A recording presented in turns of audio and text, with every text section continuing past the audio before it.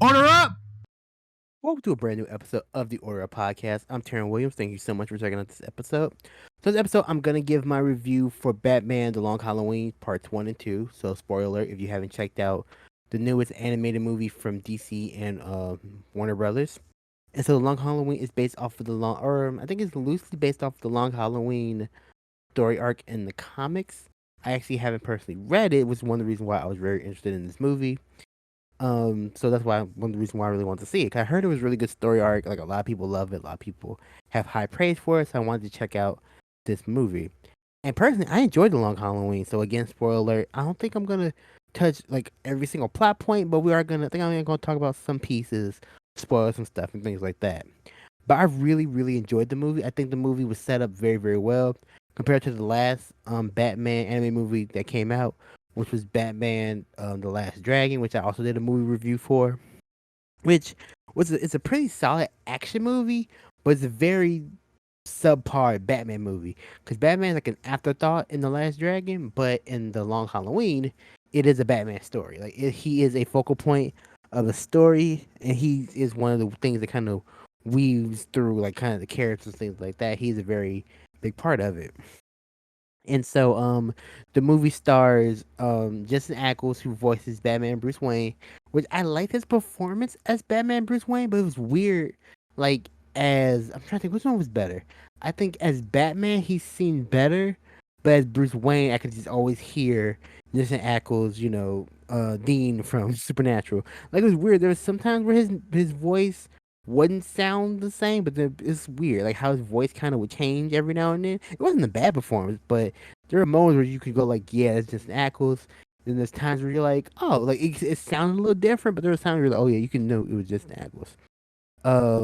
Josh Duhamel, I think he voices Harvey Dent, aka Two Face. I think that's who he voiced. I'm 100% sure. And then Naya Riviera voices Selena Kyle Selena Kyle slash Catwoman and R.I.P. to Naya Riviera, who actually passed away in 2020, which I actually didn't know. Because at the end of the first of part one, they have a in memory of her, and I didn't know she died, and I went back and looked it up, and I was like, when I saw her face, she looked familiar, and she was actually one of the stars of Glee. If you watch Glee from like 10 years ago now, and yeah, she was one of the stars in Glee. She actually passed away very tragically last year in 2020. So they actually dedicated the first part to her, and I'm pretty sure the second part as well. And I'm pretty sure this might have been the last one, the last project she did before she passed. So it's really sad to kind of see that. But I love Selena Kyle's portrayal in this movie, where she wasn't evil Batwoman. She wasn't evil Catwoman. She was very like you could tell she was very ambiguous. She was very she had Bruce's back. She would take care of him. She had she would look out for him, but she would also steal some stuff here and there. She was still she's still a thief. So it's just kind of like their relationship where she knew Batman, she knew who Batman was, and Bruce knew who she was, and it's very interesting. So I'm not sure if that's how the comic was, where they know each other's like secret identities and personas, and they know what they do at night. But in this movie, they both did it because she was at the Wayne Manor a bunch of times throughout the movie. And I did like the story of one of the cool things about the movie was so it is kind of a whodunit movie. Batman movies can be kind of different. Usually it's big bad goes after the city. Batman has to figure out their plan and stop them. That's usually kind of how superhero movies go. But this movie was different because it was a whodunit movie. And also I'm not 100% sure, but in core like by way of this movie, Batman hasn't been Batman for too long. Like Bruce probably only been Batman for a few years because he's still a learning detective. One of Batman's monikers is world's greatest detective. Well, in this video or in this movie, he's not the world's greatest detective yet. Not even close. He still struggles with stuff. He still doesn't look at evidence. He's just the fear. He's just Batman. I use fear, to get what I need out of people. He hasn't become the detective using evidence and clues and putting things together and coming up with, kind of the bigger picture. He's just very much punch, punch, stab. Where is she? That's that's Batman in this movie. He's not quite a detective yet, and I think actually Jim Gordon and Harvey Dent kind of called out Batman on that. Like, hey, you need to look at evidence and clues and put the pictures that you can't just go in punching everybody. So I think pretty sure this Batman probably within the first few years of him doing this, and because you can see like Jim Barbara, his wife is still around. Barbara Gordon, younger Barbara, who becomes Batgirl later, she's probably about maybe 12 years old. He had his little son, so yeah, so you can tell this is a much earlier timeline. Even if you look when you get the shots of the Batcave, he doesn't have any of like kind of his he doesn't have like that big dumbass nickel or penny or quarter, whatever the hell it is. He doesn't have that. He doesn't have like the T Rex in his Batcave, so you can tell this is very early on Batman, which is really cool. It's kind of cool to see Batman not be, where we know he'll get to is very early on. And then one of the cool things is since it is a whodunit movie, you got to keep the watchers guessing of okay, who is the killer. And the whole premise of the movie is there's a holiday killer. This person is killing people, or he's killing members of the Falcone family, of the mob family. He's killing people every holiday. Every holiday, he goes from one Halloween to the next Halloween, so it's a full year event.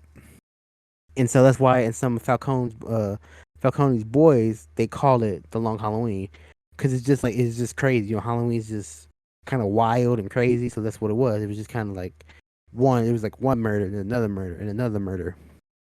And so they try to figure out who is. So they started calling the killer Holiday. He killed someone on Halloween, on Thanksgiving, then on Christmas, then on New Year's, and then it just keeps going. So that's the premise of who done it, and then you run into of course, you run into some of Batman's rogue gallery, where like the Joker pops in, which I think is really cool. Where the Joker pops in, but he's not a big part of this story, which is kind of cool. So the Joker doesn't like overtake the movie. He comes in, he does his thing, Joker's out. It's like fuck, we gotta get the Joker. So then Batman goes after him towards the climax of part one. He goes after Joker, and then he ends up beating Joker. The cops rearrest him, and he goes back to Arkham.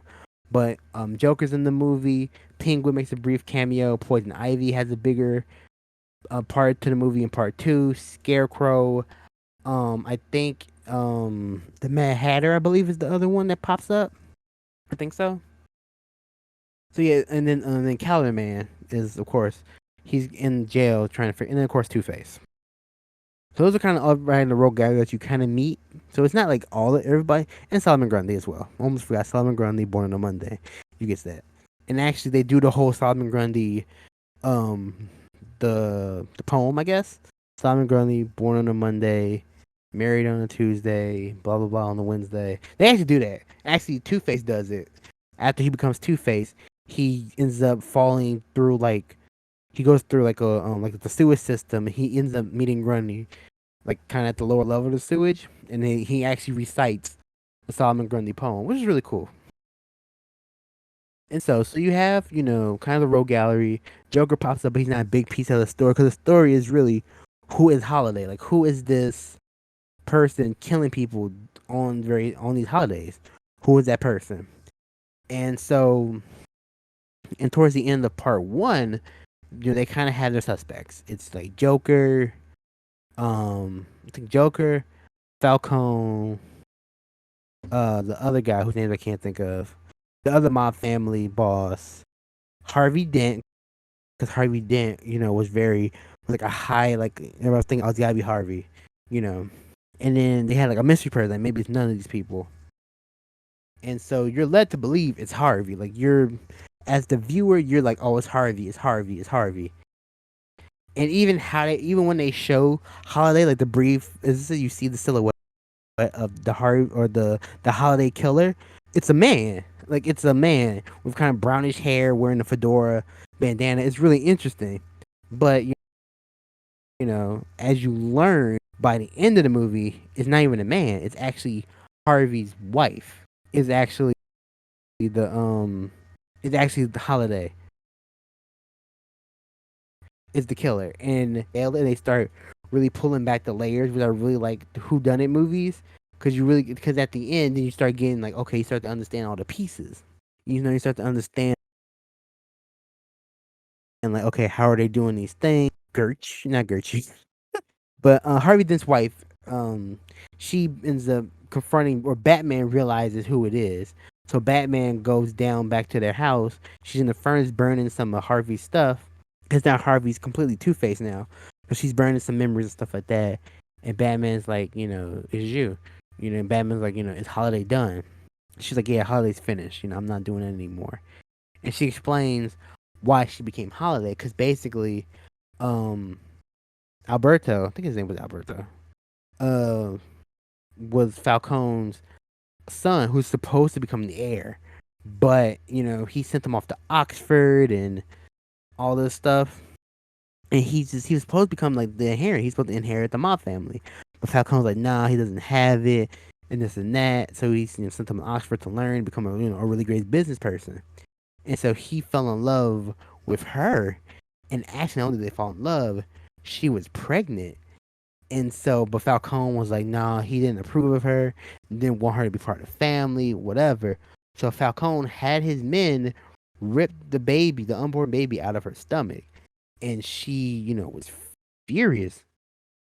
So yeah, so you find out that I think she's saying Albert. His name wasn't Albert. I forget. I keep thinking his son's name now. But yeah, but Falcone's son and hold on, I might need to just look up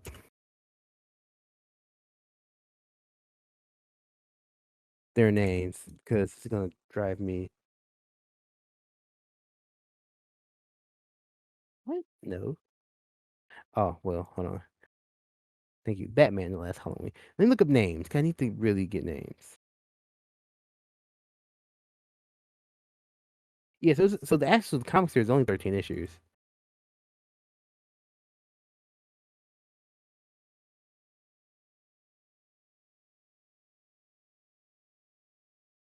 Let's see if I can see his name.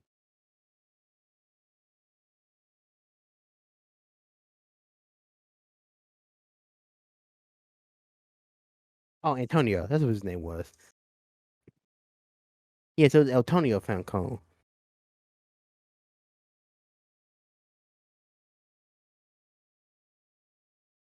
Oh, here we go. I need the IMBD list so I can show me the cast. Okay.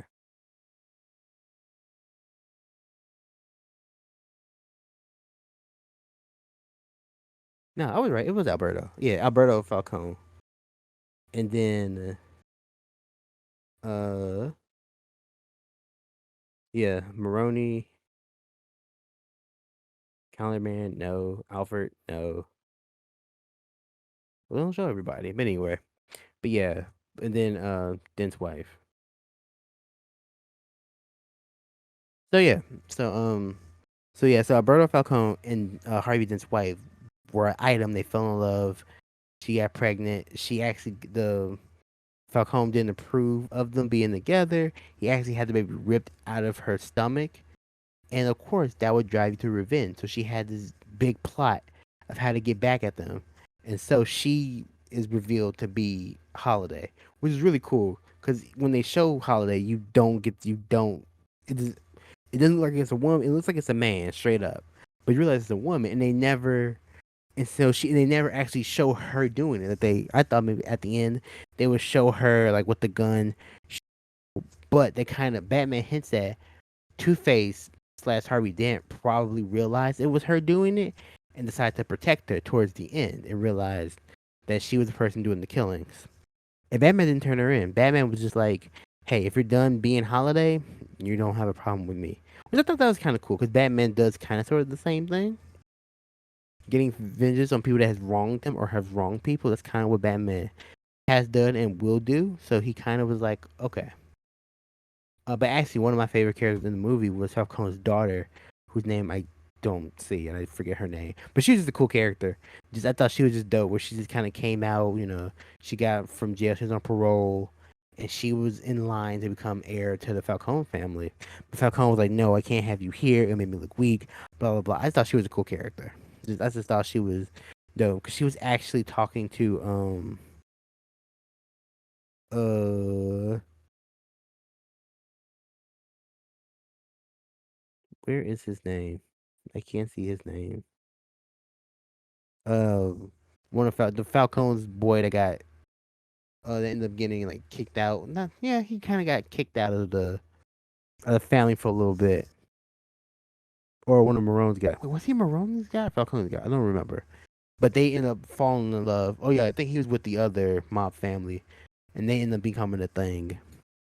But she ended up dying in the last act, trying to protect her dad from the Joker and Poison Ivy and Two Face and Scarecrow and the Mad Hatter and Solomon Grundy. Like the last 15 minutes of part two was very interesting. But yeah, I thought it's a good movie. It's a good It's actually a pretty solid Batman movie. I'll definitely say check it out if you're a Batman fan. Again, I give it like 7 out of 10. Because I think there are. Cause I really thought they were going to do the whole reveal the bad guy, and then we get to rewatch. Like we get to see key moments of the. Oh shit! I was just thinking about it. Damn, because since they were together, because Alberto actually gets killed by Holiday, so that means that Gilda, which was her name, Gilda actually killed him. Like, damn, that's fucked up. I'm just thinking about that.